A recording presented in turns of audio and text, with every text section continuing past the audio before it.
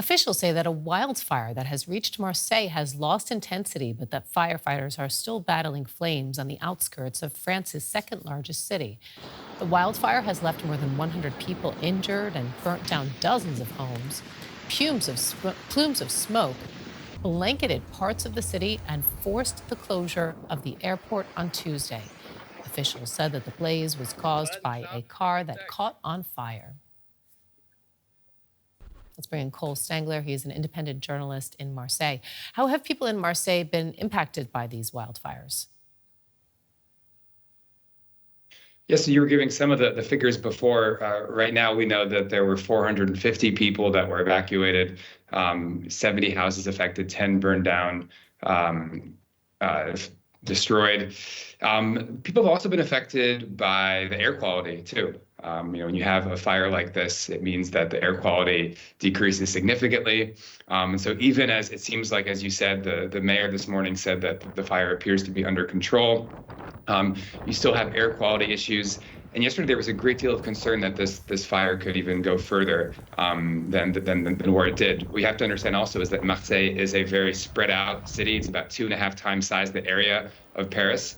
And so what we saw yesterday was basically this fire spread from just the outskirts of the city and start to move in actually to the city proper, and affecting really neighborhoods in the northern parts of the city. The images are quite staggering, shocking, alarming, but the actual fire itself was really hitting just the northern edge really of the city, and appears to be, again, according to authorities, relatively under control right now.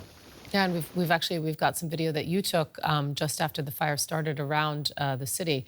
Can you describe what it was like to be so close and how conditions have changed since then? Yeah, like I was alluding to, the real concern yesterday was, this area of France is very hot. It's very dry, and we also have the wind, so the Mistral, which is the northwesterly wind that kind of blows through the Rhone Valley. And the images you're seeing here are basically of the smoke from the fire that was on the outskirts of the city. And this is why people were so alarmed yesterday, was you had this huge, basically, plumes of smoke drafting through the city, basically aided by the Mistral, this wind that was essentially carrying it across the city, so poor air quality.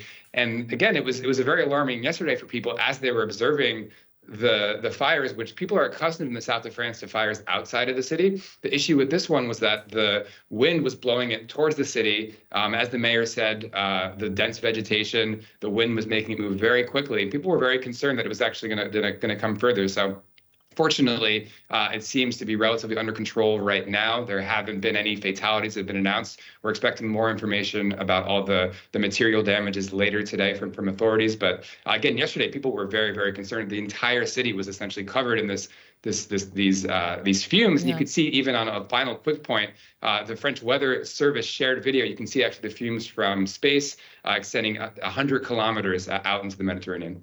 And just briefly, how has all of this impacted the logistics in the city? How are airport operations right now?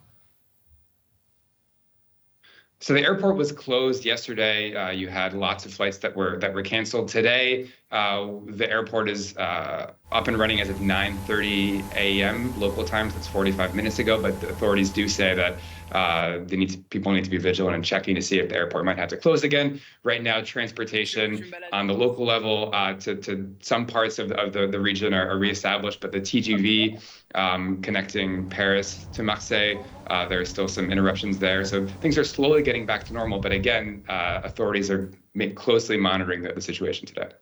Nicole Stangler, thank you. Thanks.